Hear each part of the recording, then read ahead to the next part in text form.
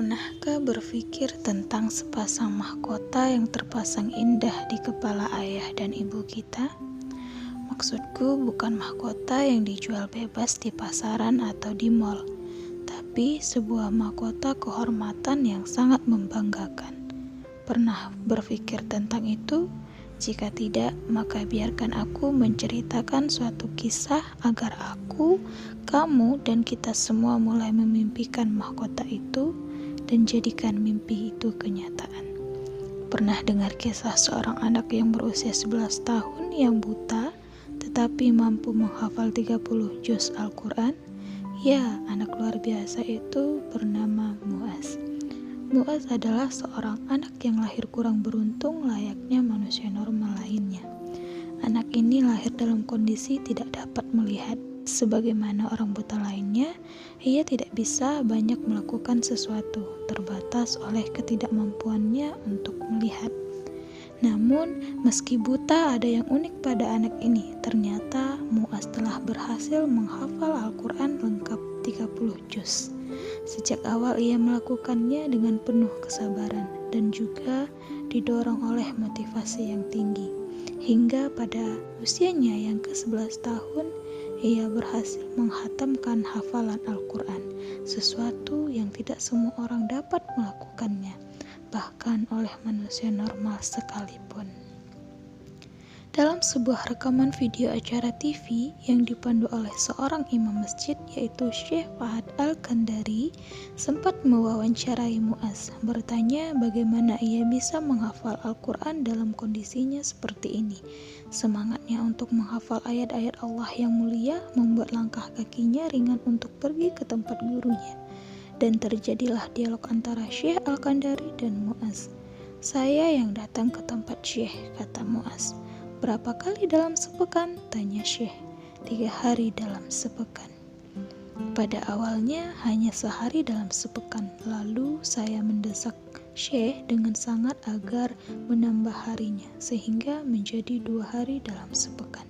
Syekh sangat ketat dalam mengajar. Beliau hanya mengajarkan 1 ayat saja setiap hari. 3 hari itu ia khususkan untuk belajar ayat-ayat suci Al-Quran. Tidak ada waktu keluar bermain dengan kawan-kawan sebayanya. Sang penyiar TV tersenyum dan menepuk paha anak itu, tanda kagum. Disambut senyum ceria oleh anak ini. Yang lebih mengagumkan dalam dialog itu adalah pernyataan Muaz tentang kebutaannya. Ia tidak berdoa kepada Allah agar Allah mengembalikan penglihatannya, namun rahmat Allah lah yang ia harapkan. Kehilangan penglihatan sejak kecil tidak membuat ia mengeluh kepada Sang Pencipta. Ia tak iri pada orang lain, apalagi kufur nikmat. Ikhlas menerima takdir Allah. Kemampuannya yang kuat untuk menghafal Al-Quran seolah membuat Muaz lupa bahwa ia buta. Ia menganggap fisiknya yang terbatas bukan menjadi penghalang baginya untuk meraih cita-citanya, menjadi penghafal Al-Quran. Ia sepenuhnya menyadari bahwa segala apa-apa yang diberikan oleh Allah di dunia ini kelak akan diminta pertanggungjawabannya di akhirat. Maka ia tak pernah menyia-nyiakan waktunya. Ia menikmati hari-harinya dengan Al-Quran. Itulah yang terjadi pada Muaz. Bagaimana dengan kita yang memiliki fisik normal? Mengapa Muaz bisa menghafal Al-Quran sedangkan kita tidak? Apa bedanya kita dengan Muaz? Apalagi ia seorang buta, tidakkah membuat kita sedikit malu? Bukankah Allah telah berfirman yang artinya, "Wahai Muhammad, Al-Quran ini kami turunkan kepadamu bukanlah untuk menjadikan kamu sengsara karena tidak sanggup melaksanakannya."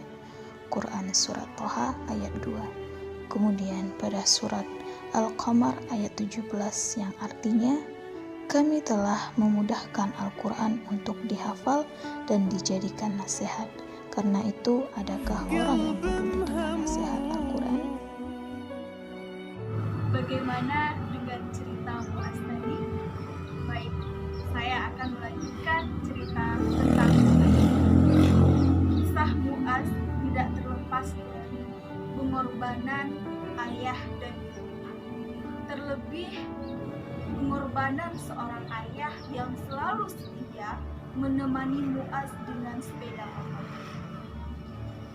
Selama perjalanan, ayah juga membenarkan bacaan ayat Al-Quran Muaz hanya dengan bermodalkan catatan di kertas, kemudian ditempelkan di depan motornya. Jadi, selama perjalanan menuju tempat Syekh tadi, perjalanan mereka tidak terbuang sia-sia begitu saja. Namun, perkara itu tidak mudah apabila kita sendiri yang mengusulnya. Mengatakan bahwa Al-Quran itu susah untuk dihafal, sesungguhnya mempersulit diri kita sendiri. Karena apa? Karena kita masih belum percaya bahwa sesungguhnya Al-Quran itu mudah dan tidak sulit untuk dihafal. Ketika kita yakin dan percaya bahwa Al-Quran itu mudah dan tidak sulit untuk dihafal, insya Allah kita akan dipermudah oleh Allah dalam menghafalnya. Tidak hanya kisah Muaz, masih banyak lagi kisah-kisah anak tunanetra yang bisa menghafal Al-Quran. Nah, apakah sudah termotivasi dengan kisah tadi? Lihatlah, hamba Allah yang memiliki kekurangan tidak bisa melihat saja bisa menghafal Al-Quran. Bagaimana dengan kita yang diberi nikmat oleh Allah, diberikan anggota tubuh yang lengkap? Belum lagi keutamaan bagi para penghafal Al-Quran yang sangat luar biasa. Yang pertama yaitu Allah akan memberikan kepada hafiz Al-Quran di akhirat kelak mahkota kehormatan. Selanjutnya Allah akan menempatkan para hafiz Al-Quran ini dengan malaikat yang mulia dan juga taat. Yang selanjutnya Allah akan meninggikan derajatnya di akhirat dan di surga kelak.